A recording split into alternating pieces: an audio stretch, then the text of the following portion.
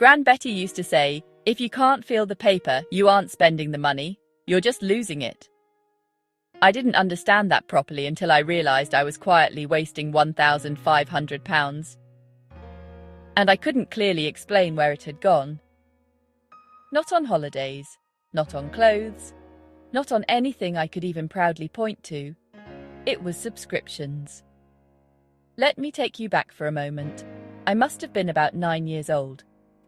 I was standing in a small corner shop with Gran Betty. I wanted a glossy fashion magazine. It cost £2.20. I remember the exact number because she made me remember it. She didn't say no immediately. She didn't lecture. She simply opened her purse, click, and tipped the coins gently onto the counter. She counted them once, then again, slowly. The shopkeeper waited. I shuffled. Then she looked at me and said, "If we buy this, what don't we buy?" I didn't have an answer. She wasn't being harsh. She was teaching me something invisible. Every yes contains a no. We bought the magazine, but I felt the cost. I saw the coins leave. I understood that something else would not be coming home with us. That lesson stayed with me. Fast forward to now. My rent leaves my account while I'm still half asleep. My phone lights up with a polite notification. No counting, no pause, no click. Just a smaller number and another day moving on. We've traded the weight of our wallets for the convenience of our own financial disappearance. Before you check your banking app, I want you to do something. Guess. Roughly, how much do you spend each month on subscriptions? Don't calculate, just feel it. £30, £50, £80? Most people in 2026 are juggling more than 15 automated payments. Streaming platforms, artificial intelligence assistants, cloud storage, fitness apps, smart devices that require a monthly fee just to work properly. Gran Betty would have looked at that list and said, "Those aren't luxuries, dear. They're commitments." I call them financial vampires. They don't demand attention. They don't create drama. They simply sip £10.99 here, £7.50 there, £12 somewhere else, while you're busy living your life. And the brilliance of it, from a business perspective, is frictionless spending. When paying becomes a thumbprint, your brain doesn't register loss. There's no sensory cue, no moment of separation, just silent subtraction. Gran Betty used to say, "A bargain you don't use is just a bill you invited to stay for dinner." Now let me admit something slightly uncomfortable. Last month, I said out loud, "I can't really afford a weekend away right now." At the exact same time, I was paying for 3 different streaming platforms and watching the same 2 programs on all of them. Gran Betty would have shaken her head and said, "Don't complain about being skint while feeding 3 televisions." That line echoed in my mind longer than I liked. So I decided to audit everything properly. I nearly didn't. I told myself I already knew where my money was going. I told myself I was good with money. I told myself it wasn't that bad. Gran Betty's voice cut through that too. Confidence without counting is just guessing. So I counted. £7.50 for a supplement tracker I haven't opened since 2024. £12 for a documentary platform I signed up to during a rainy Sunday. £10.99 for extra cloud storage full of screenshots I will never revisit.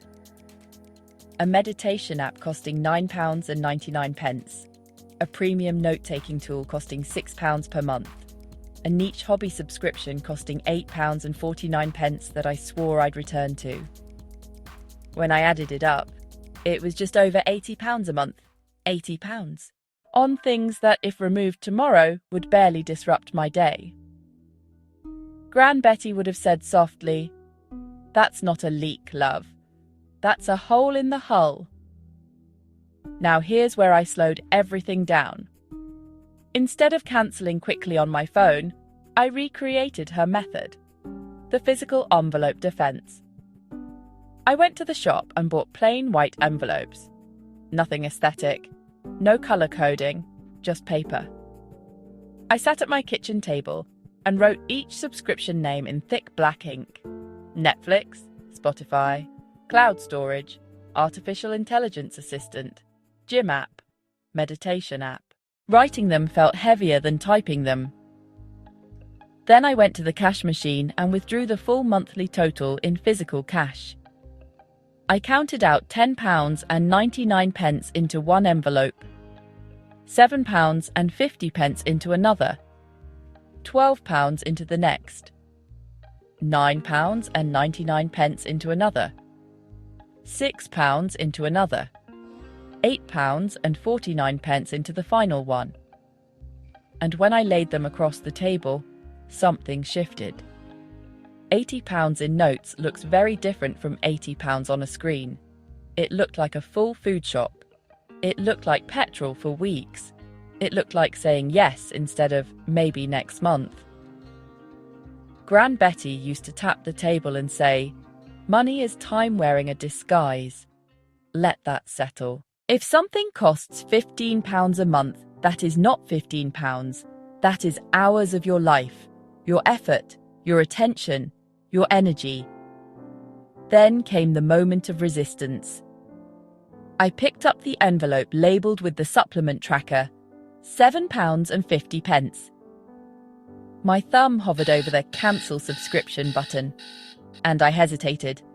A voice in my head said, "You might use it again. It's not that much. It's only £7.50. Only." Gran Betty would have smiled gently and said, "Only adds up, dear." So I asked myself the question she taught me in that shop all those years ago.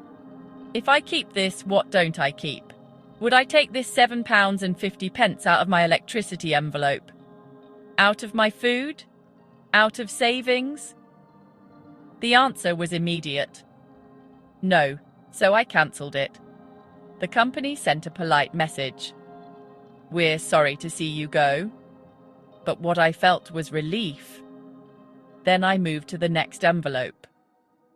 And the next. I call this the zombie hunt. Anything that survives only because you forget about it is a zombie expense. By the end of it, I had freed up just over £25 a month. Now let's slow down again. £25 does not sound dramatic, but over 5 years that is £1,500. £1,500 is a proper emergency buffer, a holiday paid outright, a car repair without panic, breathing space. A few years ago, I had a boiler fail in January. I remember that tightening in my chest while waiting for the repair quote. Gran Betty used to say, "Emergencies don't book appointments." She was right. Money you control creates calm you can't see until you need it. Now imagine it's 5 years from now. You haven't overspent wildly. You've simply allowed your subscriptions to continue quietly. That's £1,500 gone. Could you tell me exactly what you received for it? Now imagine you redirected that £25 a month into savings instead. Which version of you sleeps better?